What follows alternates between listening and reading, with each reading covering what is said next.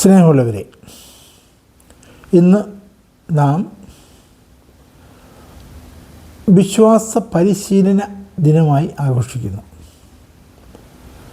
നമുക്കിന്ന് ചിന്തിക്കാൻ കിട്ടിയിരിക്കുന്ന വേദഭാഗം മത്തായി എഴുതിയ സുവിശേഷം 18-ാം അധ്യായത്തിൻ്റെ 1 മുതൽ 14 വരെയുള്ള വാക്യങ്ങളാണ്. ഈ വേദഭാഗം ആരംഭിക്കുന്നത് സ്വർഗരാജ്യത്തിൽ എത്തുന്നതിനുള്ള മാർഗം എന്താണെന്ന് ചോദിച്ചുകൊണ്ട് ശിഷ്യന്മാർ യേശുവിനെ സമീപിക്കുന്നതാണ്. സ്വർഗരാജ്യത്തിൽ പ്രവേശിക്കുന്നത് എങ്ങനെ എന്നുള്ളതിന് നമുക്കറിയാം ഉത്തരം. അത് വിശ്വാസം പരിശീലിച്ചുകൊണ്ടാണ്. അപ്പോൾ വിശ്വാസ പരിശീലനം എന്ന് പറഞ്ഞാൽ അർത്ഥം സ്വർഗരാജ്യത്തിൽ പ്രവേശിക്കുവാനുള്ളതായ പരിശീലനം എന്നാണ് അർത്ഥം. അതിനാൽ നമുക്ക് വിശ്വാസ പരിശീലനത്തിൻ്റെ ചില സവിശേഷതകൾ, അതിൻ്റെ അതെങ്ങനെയാണ് എന്നുള്ളത് ഇന്നത്തെ ചിന്താ വിഷയമാക്കാം. വിശ്വാസം പരിശീലിക്കുക എന്ന് വെച്ചാൽ സഭയുടെ സ്ഥാപനപരമായ കാര്യങ്ങളെപ്പറ്റി പഠിക്കുക അല്ല. സഭയിൽ എത്ര ആളുകളുണ്ടെന്നോ എന്തൊക്കെ പ്രവർത്തനങ്ങളാണ് സഭയിൽ നടക്കുന്നത് എന്നോ സഭയ്ക്ക് എന്തെല്ലാമാണ് ചെയ്യാൻ കഴിയുന്നത് എന്നോ മനസ്സിലാക്കുന്നത് വിശ്വാസ പരിശീലനം അല്ല. യഥാർത്ഥത്തിൽ ഈ കാര്യങ്ങളൊക്കെ അത് ക്രിസ്തുമതമാണെങ്കിലും മറ്റ് ഏതൊരു മതമാണെങ്കിലും ഈ കാര്യങ്ങളൊക്കെ, അതായത് വിശ്വാസികളുടെ എണ്ണം, സ്ഥാപനങ്ങൾ, വിദ്യാഭ്യാസപരമായ പ്രവർത്തനങ്ങൾ, അങ്ങനെയുള്ള കാര്യങ്ങളെപ്പറ്റിയൊക്കെ പഠിക്കുക എന്നത്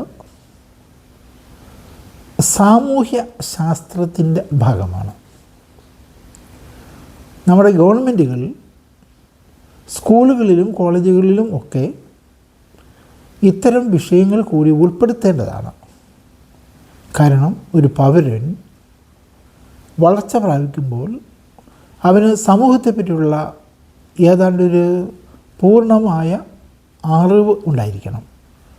വലിയ ആഴമുള്ള അറിവെന്നല്ല ഞാൻ ഉദ്ദേശിക്കുന്നത്,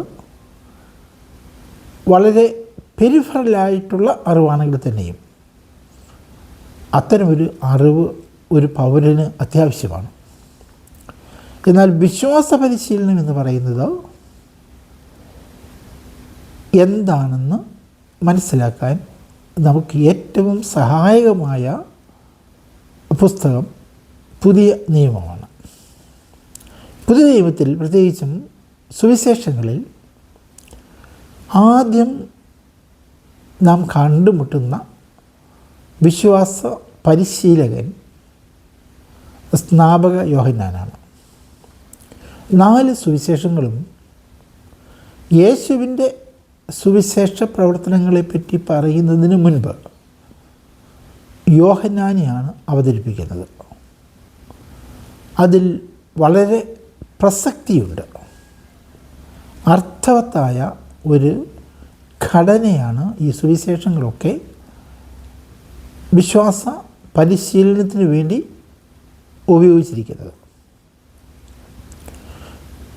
നമുക്ക് യോഹന്നാൻ്റെ സുവിശേഷത്തിലേക്ക് ഒന്ന് വരാം. അവിടെ യോഹന്നാൻ സ്നാപകൻ യേശുവിനെ സാക്ഷ്യപ്പെടുത്തുന്നു. യേശു തൻ്റെ അരികിലേക്ക് നടന്നു വരുന്നത് കണ്ട് യോഹന്നാൻ തൻ്റെ ശിഷ്യരോട് പറയുന്നു, ഇതാ ഇവനാണ് ലോകത്തിൻ്റെ പാപങ്ങൾ നീക്കുന്ന ദൈവത്തിൻ്റെ കുഞ്ഞാട്. യോഹന്നാൻ വിശ്വാസ പരിശീലനം നൽകുകയായിരുന്നു. തൻ്റെ ശിഷ്യന്മാർക്ക് യേശുവിലുള്ള വിശ്വാസത്തിൻ്റെ പരിശീലനം. പക്ഷേ അതിൻ്റെ ഫലമെന്തായി? ആ ശിഷ്യന്മാർ, അവരിൽ 2 പേർ, പ്രധാനികളുടെ 2 പേർ യോഹന്നാനെ വിട്ടുപോയി യേശുവിൻ്റെ ശിഷ്യന്മാരായി. യോഹന്നാൻ്റെ സുവിശേഷത്തിൽ മറ്റൊരു രംഗമുണ്ട്. യോഹന്നാൻ സ്നാപകൻ സ്നാനം കൊടുത്തുകൊണ്ടിരുന്ന നദിയുടെ മറ്റൊരു ഭാഗത്ത് യേശുവും ശിഷ്യന്മാരും സ്നാനം കൊടുക്കുന്നുണ്ടായിരുന്നു. അവിടെ യോഹന്നാൻ്റെ ശിഷ്യന്മാർ അദ്ദേഹത്തോട് പറയുന്ന ഒരു കാര്യം, ഇതാ നിൻ്റെ ശിഷ്യന്മാരെല്ലാം യേശുവിൻ്റെ അടുക്കിലേക്ക് പോകുന്നു.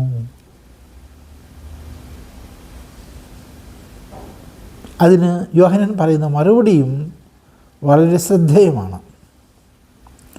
യോഹന്നാൻ പറയുന്നു, അവൻ വളരുകയും ഞാൻ കുറയുകയും ചെയ്യണം. അപ്പോൾ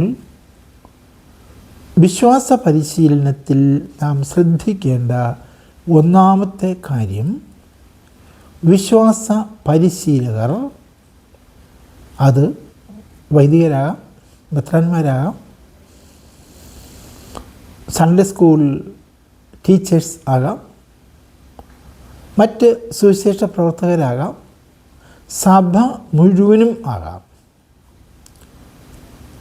സുവിശേഷ പ്രവർത്തകർ കുറയുകയും യേശു വളരുകയും ചെയ്യുന്ന പ്രവൃത്തി, അതിൻ്റെ പേരാണ് വിശ്വാസ പരിശീലനം എന്ന് പറയുന്നത്.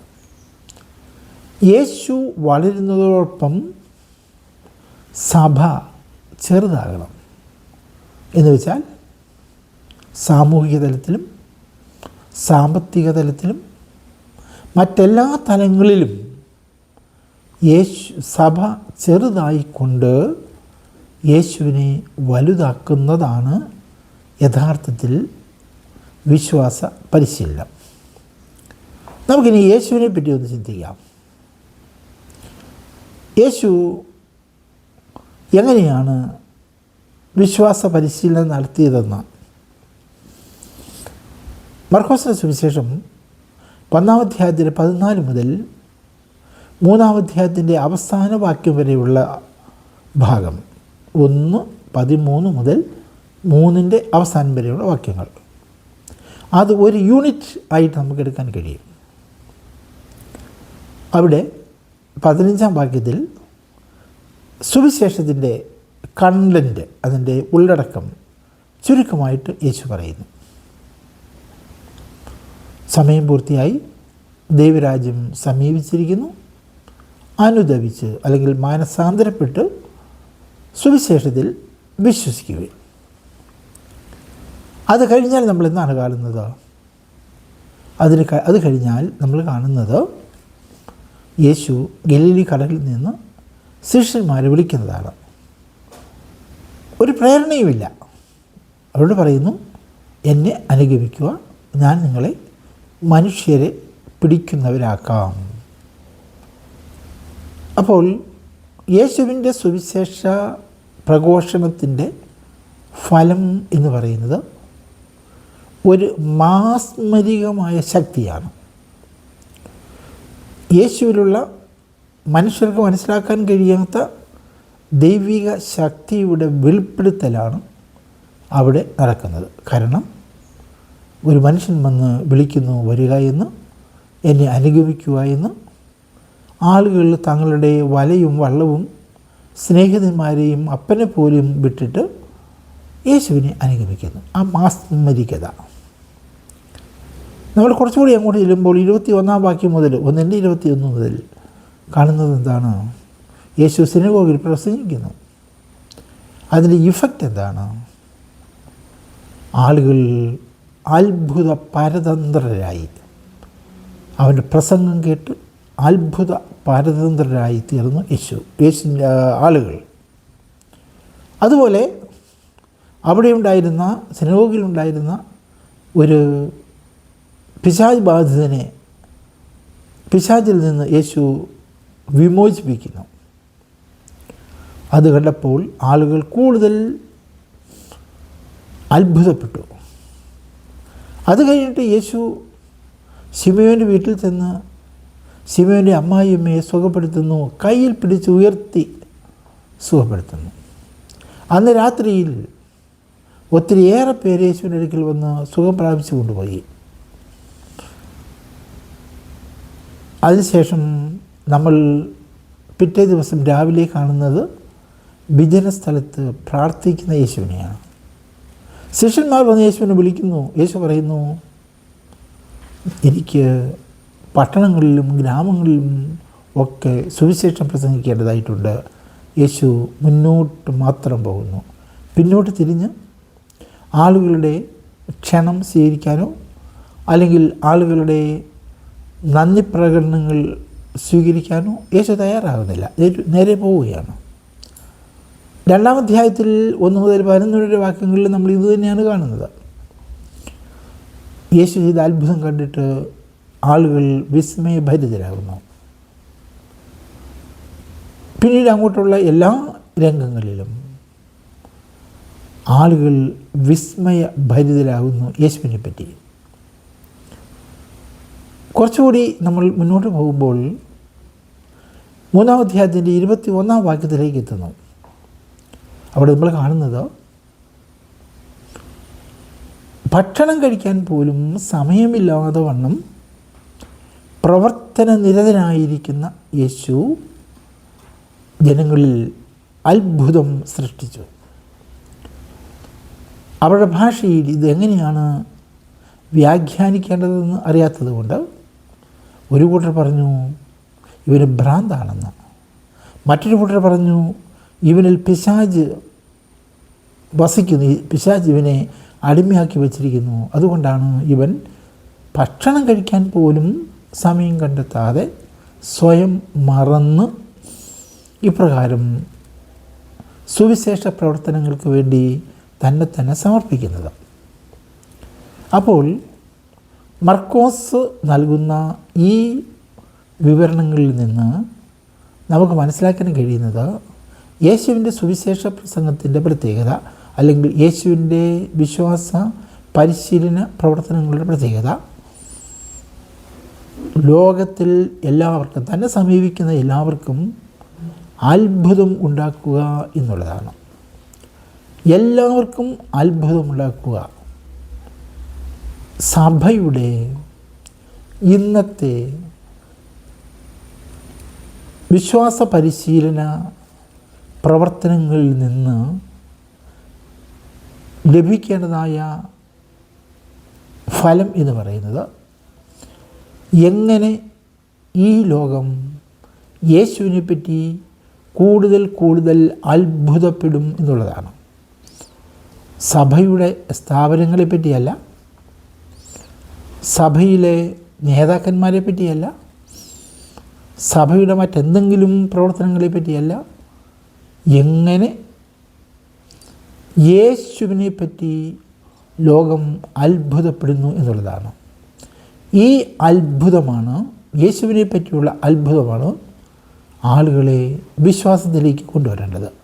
യേശു എത്രമാത്രം ഉയർന്നു നിൽക്കുന്നു അല്ലെങ്കിൽ യേശുവിനെ എത്രമാത്രം ഉയർത്തി കാണിക്കാൻ നമുക്ക് കഴിയുമോ അതനുസരിച്ച് മാത്രമേ നമ്മുടെ സുവിശേഷ അല്ലെങ്കിൽ വിശ്വാസ പരിശീലന പ്രവർത്തനങ്ങൾ വിജയിക്കുന്നു എന്ന് പറയാൻ നമുക്ക് സാധിക്കുകയുള്ളൂ.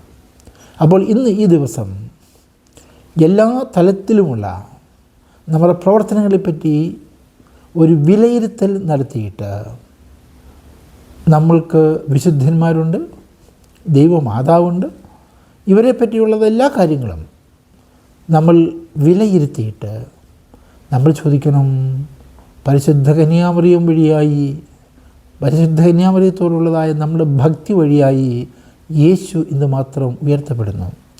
വിശുദ്ധന്മാരോടുള്ള ഭക്തി വഴിയായി യേശു ഇന്ന് മാത്രം ഉയർത്തപ്പെടുന്നു. മറ്റ് ഓരോ പ്രവർത്തനവും വഴിയായി യേശു എന്തുമാത്രം ഉയർത്തപ്പെടുന്നു. ഈ ഒരു ചോദ്യത്തിന് ഉത്തരം കാണുവാനുള്ളതായ ഗൗരവമായ ഉത്തരവാദിത്വത്തെ പറ്റി നമ്മെ ഓർമ്മിപ്പിക്കുന്ന ദിവസമാകട്ടെ വിശ്വാസ പരിശീലന ദിവസം.